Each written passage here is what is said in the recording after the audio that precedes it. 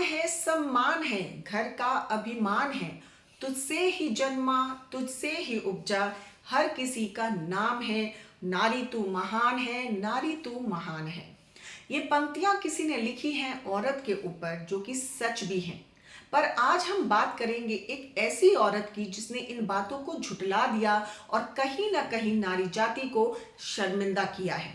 आज हम बात करेंगे अतुल सुभाष की, अतुल सुभाष केस की, जिसने पूरे देश को हिलाकर रख दिया और ये सवाल सबके सामने खड़ा कर दिया कि जो हुआ उसके लिए कौन जिम्मेदार है। उनकी पत्नी निकिता सिंघानिया, या हमारा सिस्टम, या कानून, या पुलिस, या आज का न्यू विदेशी कल्चर जिसको अपनाना अपनी शान मानते हैं लोग। हम कल्चर की बात इसलिए करते हैं कि मॉडर्निज्म के नाम पर हम ना इधर के रहते हैं ना उधर के, और हमारी नाव डूब जाती है। खैर, इसके बारे में हम बाद में बात करेंगे। नमस्कार, मैं हूं रितिका और आपका स्वागत है हमारे डिजिटल प्लेटफॉर्म पर। कभी कभी इंसाफ की लड़ाई में वो लोग हार जाते हैं जिन्होंने कुछ भी गलत नहीं किया। एक ऐसा ही मामला है अतुल सुभाष का। ये कहानी है झूठे आरोपों की, टूटी उम्मीदों की और एक निर्दोष इंसान की जिसने समाज और कानून से इंसाफ मांगा, लेकिन बदले में उसे मिला सिर्फ दर्द। पूरा केस क्या है अब सबको पता है। हम उस पर बात नहीं करेंगे कि कैसे उनकी पत्नी ने उनको ड्रास्टिक स्टेप लेने पर मजबूर किया और कैसे जौनपुर कोर्ट की जज ने उनसे केस सेटल करने के लिए रिश्वत मांगी, या क्या क्या निकिता करती थी, क्योंकि उनके वीडियो के जरिए ये सबको पता है। फिर भी हम कुछ बातों को रखेंगे ताकि असल जड़ तक पहुंचा जा सके। अतुल सुभाष एक एआई इंजीनियर जो अच्छी खासी नौकरी करते थे बैंगलोर में, और निकिता सिंघानिया उनकी पत्नी, जिनसे उनकी मुलाकात एक मैट्रिमोनियल वेबसाइट के जरिए हुई और उन्होंने 2019 में शादी की। अतुल सुभाष के वीडियो के अनुसार, हालांकि अब वो वीडियो हर सोशल प्लेटफॉर्म पर है और जिसने भी ये वीडियो देखा है वो साफ देख सकता है कि इस शादी में प्रॉब्लम्स शुरू से ही थी। ऐसा नहीं है कि अभी हुआ है या बाद में स्टार्ट हुआ, शुरू से ही इश्यूज थे। जैसा कि अतुल सुभाष ने अपने वीडियो में कहा कि जब शादी के बाद वो लोग घूमने गए तो निकिता ने बताया कि वो शादी नहीं करना चाहती थी। निकिता सिर्फ 2 दिन के लिए अपने ससुराल समस्तीपुर रही हैं, और जबकि अपनी कंप्लेंट में निकिता ने अपने ससुर और देवर पर मर्डर, मारपीट और उत्पीड़न, दहेज का आरोप लगाया है। पर सवाल ये है कि जब उनसे वो मिल ही नहीं तो डोमेस्टिक वायलेंस का केस कैसे बनता है। दूसरी चीज, अतुल सुभाष का वीडियो देखने से ये साफ पता चल रहा है कि ये इंसान कितना शांत है। हालांकि वो इतना ड्रास्टिक स्टेप उठाने वाला है, फिर भी वो इतने विनम्र तरीके से बात कर रहा है और लोगों तक अपनी बात को पहुंचा रहा है। अपने लास्ट वीडियो में आप समझ सकते हैं कि जो इंसान इस तरह का कदम उठाने जा रहा है, सोच समझकर पूरी प्लानिंग के साथ उसने पूरी टू डू लिस्ट बनाई, अपने सारे काम खत्म किए हैं, उस इंसान के अंदर कितना तूफान होगा, वो किस दौर से गुजर रहा होगा, ये आप समझ सकते हैं। और इस बात से ये चीज जरूर साबित होती है जो बड़े बुजुर्गों ने कहा है कि अगर औरत घर बना सकती है तो औरत घर बिगाड़ भी सकती है। ये चीज इस बात को भी दर्शाता है कि ऐसा नहीं है कि सिर्फ औरतें ही प्रताड़ित होती हैं, मर्दों पर भी अत्याचार होता है। हालांकि ये सच है कि औरतों पर सदियों से अत्याचार हुआ है और शायद इसलिए कानून बनाया गया, और इसलिए कानून को और ज्यादा मजबूत बनाया गया ताकि औरतों की रक्षा हो सके। इसलिए धारा 498 को और मजबूत किया गया। पर यह हमारी विडंबना है कि कुछ औरतों ने इस कानून के जरिए झूठे आरोप लगाए, बेगुनाह लोगों को फंसाया, निर्दोष लोगों को सजा दिलाई और बहुत से घर बर्बाद हुए। चलिए आपको बताते हैं कि आईपीसी की धारा 498A क्या है। भारतीय दंड संहिता यानी कि इंडियन पीनल कोड की धारा 498A को 1983 में विवाहित महिलाओं के खिलाफ हो रही क्रूरता और उत्पीड़न को रोकने के लिए लागू किया गया था। इस प्रावधान का उद्देश्य उन महिलाओं को कानूनी सुरक्षा प्रदान करना था जो अपने पति या ससुराल वालों द्वारा की गई क्रूरता का शिकार होती हैं। यानी किसी महिला को उसके पति या ससुराल पक्ष के लोगों द्वारा किसी भी प्रकार का मानसिक या शारीरिक उत्पीड़न सहना पड़ता है तो वो यह अपराध की श्रेणी में आता है। इस कानून के गलत प्रयोग पर सुप्रीम कोर्ट ने भी हाल में कुछ कहा है, आप सुनिए। सुप्रीम कोर्ट ने 10 दिसंबर को कहा कि दहेज उत्पीड़न के मामले में अदालतों को कानून का दुरुपयोग रोकने के लिए सावधानी बरतनी चाहिए और पति के सगे संबंधियों को फंसाने की प्रवृत्ति को देखते हुए निर्दोष परिवार के सदस्यों को अनावश्यक परेशानी से बचाना चाहिए। Justice BV. नागरत्ना और जस्टिस एन. कोटेश्वर सिंह की पीठ ने कहा कि वैवाहिक विवाद से उत्पन्न आपराधिक मामलों में परिवार के सदस्यों की सक्रिय भागीदारी को इंगित करने वाले विशिष्ट आरोपों के बिना उनके नाम का उल्लेख शुरू में ही रोक दिया जाना चाहिए। ऐसा पहली बार नहीं हुआ है कि इस कानून का गलत इस्तेमाल हुआ है। पहले भी बहुत से केसेस हो चुके हैं। निशा शर्मा का नाम तो आपने सुना ही होगा। वही निशा शर्मा जिसने सन 2001 में नोएडा में ये आरोप लगाते हुए कि लड़के वालों ने दहेज मांगा है, अपनी बारात वापस लौटा दी थी। बिना शादी किए ही लड़के वालों पर दहेज का मुकदमा IPC 498A लग गया। महिला आयोग, महिला संगठन, मीडिया ने निशा शर्मा की जमकर तारीफ की। किसी ने इसे लक्ष्मीबाई कहकर पुकारा और किसी ने इसकी तुलना मां दुर्गा से कर दी। निशा से मिलने वालों का तांता लग गया। राजनीतिक दलों के नेता, फिल्म अभिनेता और कई जानी मानी हस्तियां निशा से मिलकर उसकी पीठ थपथपा रहे थे।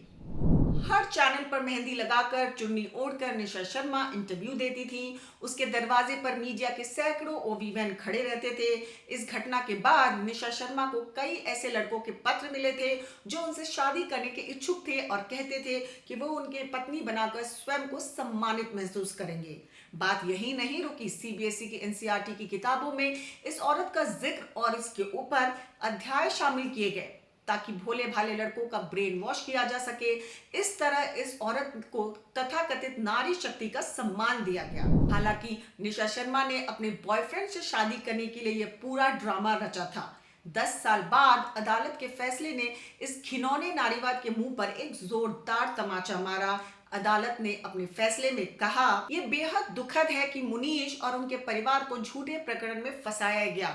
इस झूठे केस के कारण मुनीश और उनके परिवार को लगभग 10 वर्ष तक की मानसिक यातनाएं झेलनी पड़ी। अफसोस इस बात का भी है कि मीडिया ने भी झूठे केस को खूब उछाला। ये मीडिया की विश्वसनीयता पर सवाल है।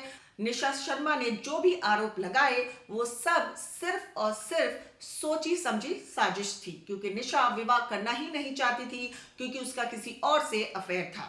लिहाजा ये अदालत मुनीश और उनकी फैमिली को बाइज्जत बरी करती है। ये फैसला सुनकर लड़के वाले खुश तो हुए, लेकिन उनकी जिंदगी के 10 साल इसी झूठे केस में तबाह हो गए। लड़के की जॉब छूट गई, 1 साल जेल में रहा, फिर 8 साल वो कोर्ट कचहरी के धक्के खाता रहा। लड़के की मां सरकारी नौकरी में थी, वो भी जेल जाने से सस्पेंड हो गई और लड़के के पिता का हार्ट अटैक आने से निधन हो गया। के बाद बिना सोचे समझे किसी महिला का महिमा मंडन करने वाले मीडिया ने भी कोई सफाई नहीं दी। CBSE की किताबों से निशा शर्मा को तुरंत हटा दिया गया। मीडिया मसाला दिखाने की शौकीन है, लेकिन सच्चाई सामने आने पर उसे भी उतनी ईमानदारी के साथ उसी प्रकार प्रकाशित करना चाहिए जिस प्रकार घटना पर किया था। ये मीडिया की नैतिक जिम्मेदारी होना चाहिए और कभी कभी यह उत्पीड़न इतना गहरा हो जाता है कि उनकी जिंदगी खत्म होने के कगार पर पहुंच जाती है। खैर, हमने इस मामले का जिक्र इसलिए किया कि देखिए कि एक लंबी लड़ाई लड़ी उन्होंने, लेकिन जीत हासिल हुई। हालांकि उन्होंने बहुत कुछ खोया, पर फाइनली जीत उन्हें मिली। और शायद अतुल सुभाष को भी लंबी लड़ाई लड़ने के लिए तैयार रहना चाहिए था। इस तरह का ड्रास्टिक कदम नहीं उठाना चाहिए था। समाज में अक्सर पुरुषों को ताकतवर और स्त्रियों को कमजोर माना जाता है। जब घरेलू हिंसा, दहेज या मानसिक उत्पीड़न की बात होती है तो स्वाभाविक रूप से समाज का झुकाव महिलाओं की ओर होता है।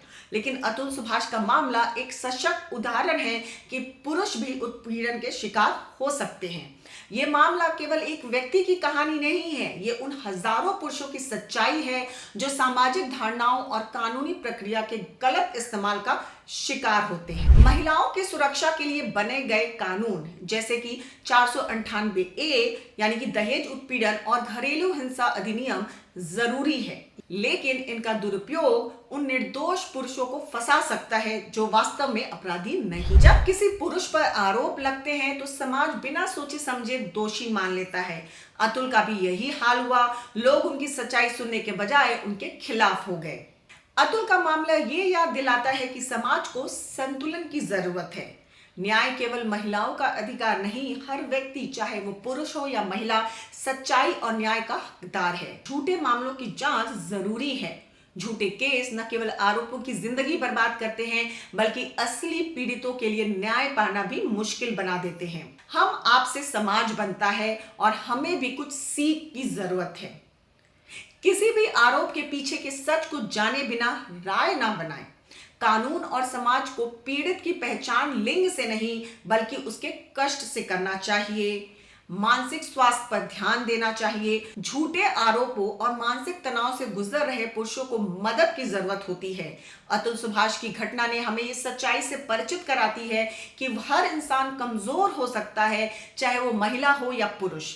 न्याय और सहानुभूति किसी के लिए भी सीमित नहीं होनी चाहिए। समाज को ये समझना होगा कि पुरुष भी उत्पीड़न का शिकार हो सकते हैं और उन्हें भी न्याय का हक है। अतुल का जाना एक त्रासदी है, लेकिन ये एक चेतावनी भी है कि हमें बदलाव की जरूरत है। हमें सच्चाई का साथ देना होगा और अन्याय का विरोध करना होगा, चाहे वो किसी के भी साथ हो। बहुत से केसेस इस तरह के हुए हैं, पर अतुल और इन केसेस में सिर्फ अंतर इतना है कि उन लोगों ने ऐसा कदम नहीं उठाया जो अतुल ने उठाया। हम ये भी कहेंगे कि जो हुआ ठीक नहीं हुआ। निचली अदालत ने उनको मायूस किया तो वो हाई कोर्ट जा सकते थे, सुप्रीम कोर्ट जा सकते थे। एक जज करप्ट हो सकता है, सब नहीं। हमारा कानून इतना कमजोर नहीं है या कानून का हर प्रतिनिधि घूसखोर या रिश्वत लेने वाला नहीं है। अतुल को कोई हक नहीं था अपने माता पिता को दुख पहुंचाने का या ईश्वर के दिए हुए इस जीवन का अपमान करने का। अब हम बात करेंगे जो हमने शुरुआत में की थी, वेस्टर्न कल्चर का, मॉडर्निज्म का और सोशल मीडियम का। आज के मोबाइल के जमाने में हम दुनिया पलक झपकते घूम आते हैं, हर जगह का कल्चर और ट्रेडिशन देखते हैं और इम्प्रेस हो जाते हैं। आजकल फेसबुक और इंस्टाग्राम के जमाने में लोग सोचते हैं कि वही असली जिंदगी है और इस चक्कर में वो अपनी जड़ों से दूर हो जाते हैं। ये चीज अतुल सुभाष और उनकी पत्नी निकिता सिंघानिया के साथ भी हुआ। अतुल ने भी उनके घर के कुछ वैल्यूज और ट्रेडिशन थे जिनको उन्होंने मॉडर्न बनने के चक्कर में ये कहें अपने पार्टनर को कंफर्टेबल करने के लिए कॉम्प्रोमाइज किया। निकिता भी सोशल मीडिया के चक्कर में, हाई फाई लाइफस्टाइल के चक्कर में अतुल को प्रताड़ित किया। सुभाष केस उन माता पिता के लिए भी एक सीख है कि बच्चों को सही रास्ता दिखाएं। जैसा अतुल ने अपने वीडियो में बताया कि निकिता की मां घंटों अपनी बेटी से बात करती थी और उनके लाइफ में इंटरफेयर किया करती थी। कहते हैं इंसाफ सिर्फ यही नहीं होता, इन सब अदालतों से ऊपर भी एक अदालत है और उस अदालत का जब फैसला आता है तो सारी होशियारी धरी रह जाती है। हम यही उम्मीद करेंगे कि अतुल सुभाष और उनके परिवार को जल्द से जल्द न्याय मिले। अगर आपको ये रिपोर्ट पसंद आई हो तो बने रहिए हमारे साथ, क्योंकि खबर के हर चौराहे पर पोस्ट में आपको मिलेगा सत्य के संदेश के साथ। जय हिंद, जय भारत।